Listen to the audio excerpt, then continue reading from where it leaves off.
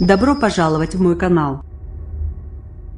Une fusillade a éclaté mardi 3 avril dans les locaux de YouTube en Californie.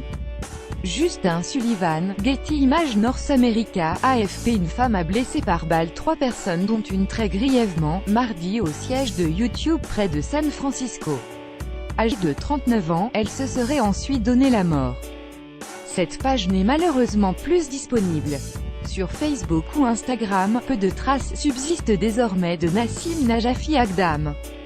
Suspectée d'être à l'origine des tirs qui ont retenti mardi 3 avril dans les locaux de YouTube aux États-Unis, la jeune femme âgée de 39 ans et résidant en Californie se serait donné la mort après avoir blessé 3 personnes dont 2 grièvement.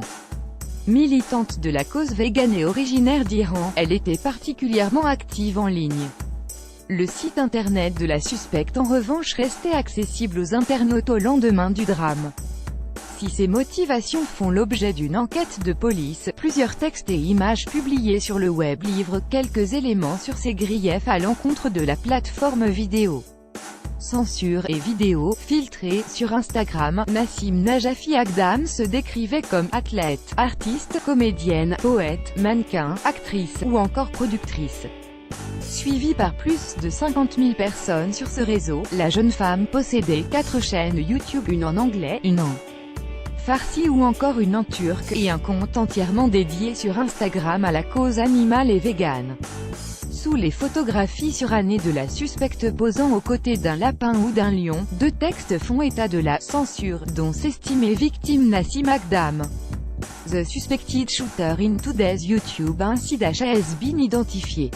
Please see press release for detail. https://t.co/xvr2l9bb9speak.twitter.com/nebox3wwk5 San Bruno Police @SanBrunoPolice April 4, 2018. Soyez vigilants. Les dictatures existent dans tous les pays mais les tactiques sont différentes. Il n'y a pas de liberté d'expression dans ce monde et vous serez étouffé si vous dites une vérité qui n'est pas celle du système. Les vidéos des utilisateurs ciblés sont filtrées et simplement reléguées, de sorte que les gens peuvent à peine voir leurs vidéos.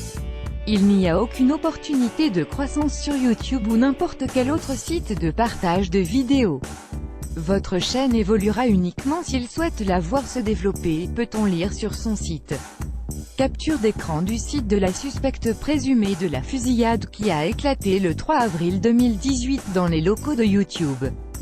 http://nassimadc.com. Plus bas, capture d'écran à l'appui, la vidéaste accuse YouTube d'avoir filtré ses chaînes pour diminuer le nombre de vues. Des soupçons qui font écho aux inquiétudes soulevées par plusieurs youtubeurs en septembre 2016. Dissimulées pendant longtemps, les règles fixées par le site pour rémunérer l'auteur d'une vidéo sont désormais notifiées. Le contenu ne doit pas traiter de sujets et d'événements controversés ou sensibles tels qu'une guerre, un conflit politique, une catastrophe naturelle ou une tragédie, même si des images choquantes ne sont pas diffusées. Or il semblerait que Nassim Agdam postait régulièrement des vidéos violentes sur la souffrance animale. Elle était en colère, dans une interview accordée dans la nuit de mardi à mercredi au titre du Bay Area News Group. The Mercury News, East Bay Times, le père de la quadragénaire a affirmé que sa fille était « en colère » contre YouTube. « Pour moi, les droits des animaux sont aussi importants que les droits de l'homme », avait-elle déclaré à un journal local lors d'une manifestation organisée par l'association PETA en 2009. Interrogé sur l'arme utilisée mardi, le père de la suspecte a indiqué qu'il ne savait rien sur l'achat par sa fille d'un pistolet. Arrivé d'Iran en 1996 avec sa famille, Nassim Agdam aurait rejoint récemment le domicile de sa grand-mère à San Diego, indique le journal The Mercury News. Dans cette même interview, le frère de la suspecte a précisé que sa sœur avait disparu depuis samedi 31 mars et qu'elle ne répondait plus au téléphone avant d'être localisée à Mountain View, où se trouvent les locaux de Google. La police de San Bruno en charge de l'enquête devrait tenir une conférence de presse ce mercredi à 9 h, heure locale. Plus grand que à lire aussi, vidéo.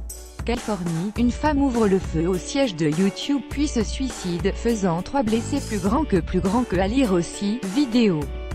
Solidarité dans la Silicon Valley après la fusillade au siège de YouTube. Plus grand que à lire aussi, peur de la censure ou de gagner moins, des youtubeurs s'inquiètent pour la monétisation de leurs vidéos.